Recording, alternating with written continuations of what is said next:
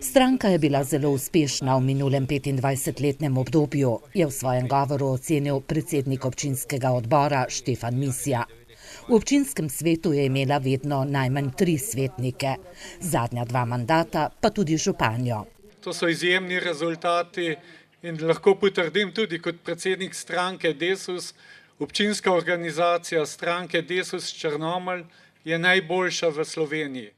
Je zagotovil slavnostni govornik na prireditvi in poudaril, da se stranka Desus že več kot 25 let bori za dostojno življenje upokojene generacije.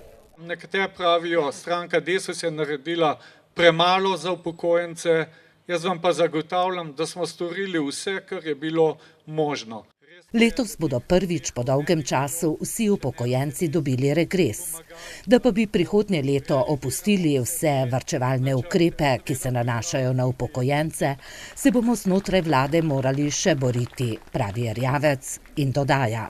Mene, moram reči, ne skrbi za trenutne upokojence. Jaz mislim, da imamo take gospodarske rezultate, da vsak mesec bo izplačana pokojnina, da bomo usklajevali pokojnine, da bo regres. Ne vem pa, kaj bo z drugimi, z mlajšimi, čez 10, 20, 30 let.